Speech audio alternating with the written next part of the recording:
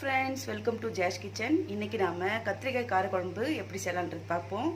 Stove on பண்ணிவிட்டு ஒரு பாத்திரம் வச்சுக்கோங்க. அதில் ஒரு 5 ஸ்பூன் கடல் எண்ணெய், நல்லெண்ணெய், ஏதாவது உங்கள் விருப்பப்படி நீங்கள் எது யூஸ் பண்ணுறீங்களோ அது போட்டுக்கோங்க. எண்ணெய் நல்லா காயிட்டும். எண்ணெய் நல்லா காஞ்ச உடனே இப்போ இதில் ஒரு ஸ்பூன் கடுகு போட்டுக்கோங்க.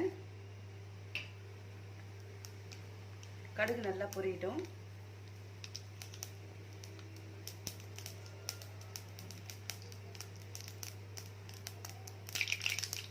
கடுகு நல்லா பொரிஞ்சிருச்சு. இப்போ ஒரு ஸ்பூன் வெந்தயம் போட்டுக்கலாம்.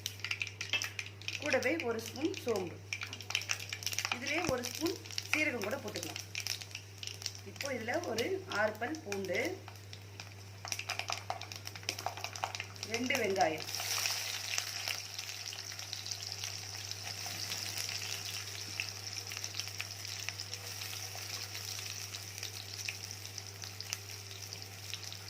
ரெண்டு பச்சை மிளகா, கொஞ்சமாக கருவேப்பிலை போட்டுட்டு இது எல்லாத்தையும் நல்லா வதக்கி விட்டுடலாம்.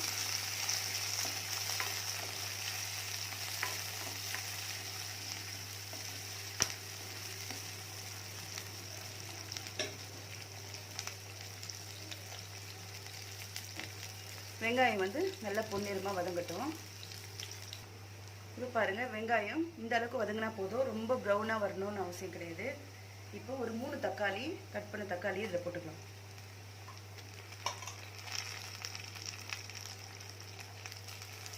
போட்டு இதையும் நல்லா மிக்ஸ் பண்ணிடுவோம்.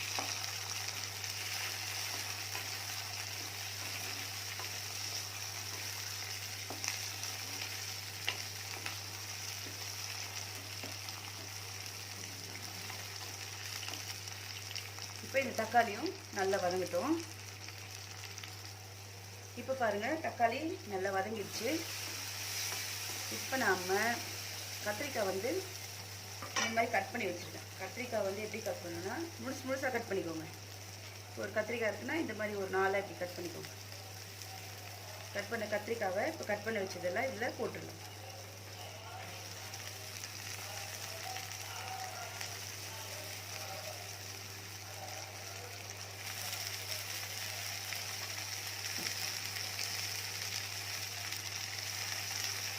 இப்போ இது எல்லாத்தையும் நல்லா மிக்ஸ் பண்ணிடுவோம்.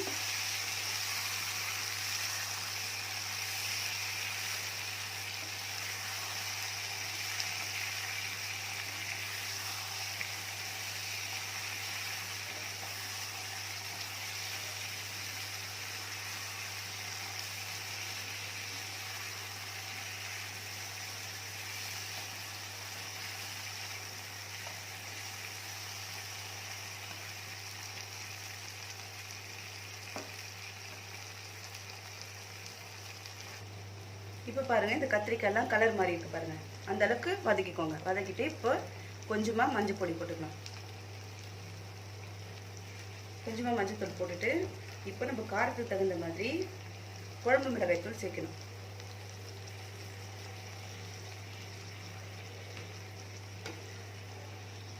நான் ஒரு 3 ஸ்பூன் போட்டுக்கோங்க.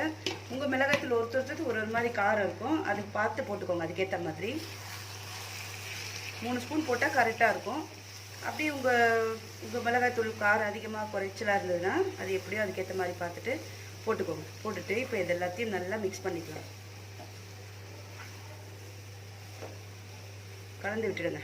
இந்த காயெல்லாம் கட் பண்ணுற பார்த்தீங்களா, அப்போயே என்ன பண்ணணும், ஒரு மீடியம் லெமன் இருக்குது பார்த்தீங்களா, மீடியம் சைஸில் அந்த லெமன் அளவுக்கு புளி எடுத்து ஊற வச்சுருங்க.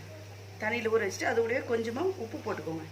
உப்பு போட்டுட்டு நல்லா ஊறிடும். நம்ம இதெல்லாம் தாளிக்கிறதுக்குள்ளே புளி நல்லா ஊறிடும். இப்போ இதை நல்லா மிக்ஸ் பண்ணிவிட்டு இப்போ புளி ஊற வச்சுருக்கேன் இல்லையா, அந்த புளி நல்லா கரைச்சிட்டு இதில் அந்த புளி தண்ணி ஊற்றிக்கலாம். இப்போ இதில் கரைச்சி வச்ச புளி தண்ணி ஊற்றிப்போம்.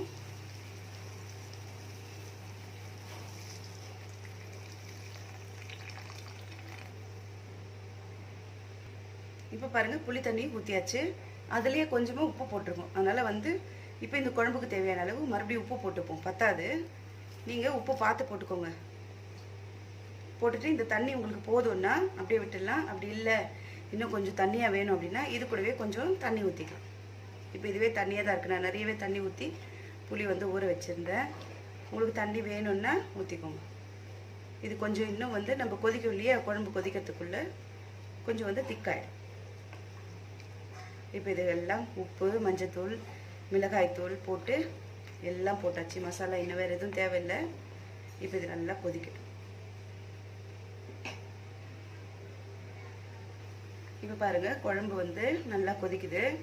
இப்போ தான் ஸ்டார்ட் ஆகிருக்கு, அதனால் வெயிட் பண்ணுவோம். நம்ம நல்லா கொதிக்கணும். கொதிச்சாதான் அந்த பச்சை வாசம்லாம் போகும், மிளகாய்த்தூளோட வாசனை அதெல்லாம் போகும். நல்லா எண்ணெய் வந்து தெரிஞ்சு வரும் மேலே. அந்த டைமில் நம்ம ஸ்டவ் ஆஃப் பண்ணிக்கலாம். அது வரைக்கும் நம்ம வெயிட் பண்ணுவோம். இப்போ பாருங்கள் குழம்பு வந்து நல்லா கொதிக்குது. கொதித்து ஒரு மாதிரி ஷைனிங்காக இருக்குது பார்த்தீங்களா. இந்த டைமில் என்ன பண்ணுறீங்கன்னா ஸ்டவ்வை வந்து சிம்மில் வச்சுருங்க. ரொம்ப கொதிக்க வேண்டாம். இப்போ கொஞ்சம் திக்கமாக இருக்கும் பாருங்கள். ஃபஸ்ட்டை விட கொஞ்சம் திக்காக இருக்கா. இந்த டைமில் ஸ்டவ்வை வந்து சிம்மில் வச்சுருங்க. சிம்மில் வச்சிங்கன்னா இந்த கொதிக்கிறதெல்லாம் கொஞ்சம் அடங்கிட்டு மேலே வந்து அந்த எண்ணெய் வந்து தெரிஞ்சு வரும். அது வரைக்கும் நம்ம கொஞ்சம் நேரம் வெயிட் பண்ணுவோம். இப்போ பாருங்கள் நம்ம நல்லா கொதித்து மேலே ஒரு ஆயில் மேலே பாருங்கள் இந்த அளவுக்கு வந்ததுன்னா போதும். குழம்பு வந்து இப்போ ரெடி. நல்லா திக்காயிடுச்சு பாருங்கள்.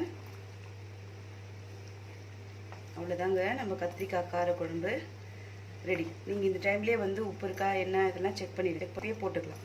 கரெக்டாக விட்டுருங்க. ஓகேவா? இதே மாதிரி நீங்களும் ஒரு கத்திரிக்காய் கார குழம்பு பண்ணி பார்த்துட்டு எப்படி இருந்ததுன்னு எனக்கு கமெண்ட் பண்ணுங்கள். இந்த வீடியோ உங்களுக்கு பிடிச்சிருந்ததுன்னா லைக் பண்ணுங்கள், ஷேர் பண்ணுங்கள். மறக்காமல் நம்ம சேனலை சப்ஸ்கிரைப் பண்ணிவிடுங்க. ஓகே ஃப்ரெண்ட்ஸ், பாய்.